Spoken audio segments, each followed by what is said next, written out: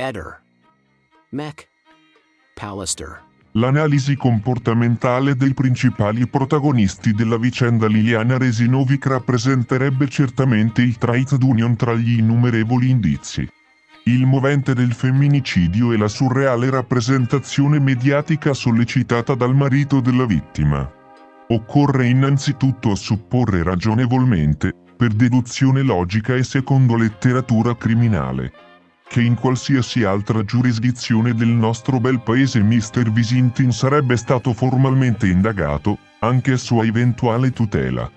Va infatti considerato che l'alibi del coniuge di una persona morta in circostanze misteriose è il primo, anche statisticamente, ed essenziale tassello dell'indagine giudiziaria.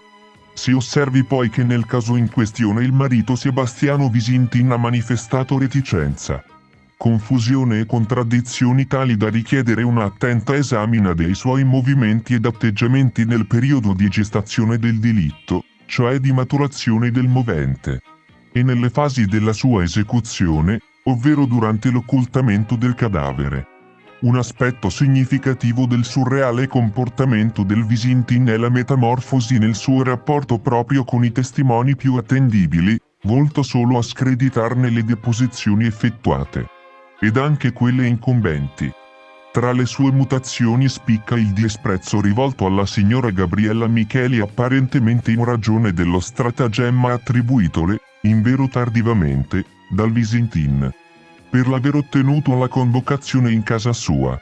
Denigrazione peraltro gratuita, giacché la signora Micheli non aveva inteso rivolgersi a lui e men che meno poteva prevedere il suo invito a recarsi in casa sua.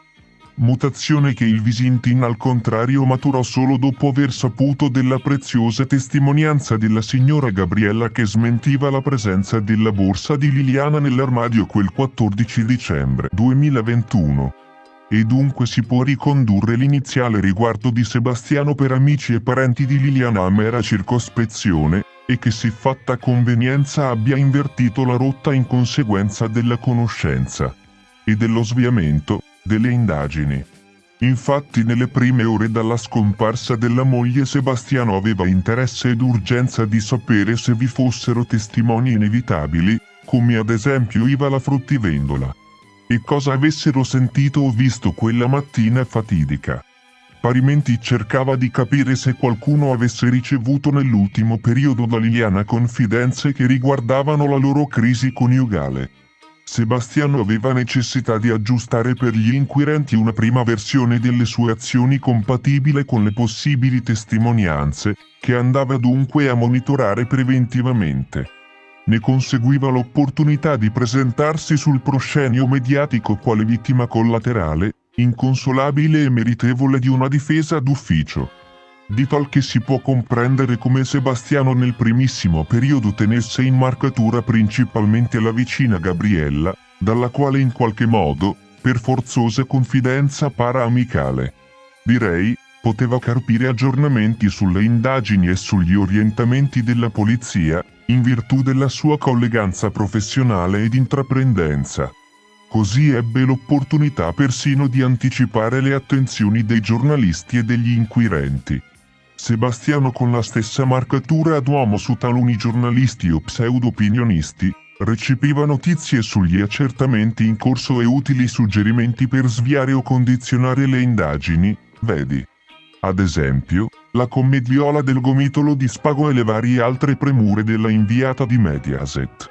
Rimarrebbe da chiedere alla gentilissima ed onesta signora Micheli se mai abbia avuto, e nel caso da quando, percezione che Sebastiano strumentalizzasse la loro confidenzialità amicale per monitorare e deviare i passi della polizia, o per attuare contromosse mediatiche. Così parrebbe per la vicenda del presunto traino notturno fuori porta, e per il rinvenimento della fede, ma anche per l'invocato stratagemma. Grottesca imputazione disperatamente utile da ultimo a screditare l'ex amica, preziosissima testimone. Confido di collaborare con te, Eder, perlomeno alla sensibilizzazione contro i ciarlatani, siano santoni vesuviani, scolacciate eroine desiane o decadenti scribi carmelitani. Ehi, non dimenticare di iscriverti a questo canale.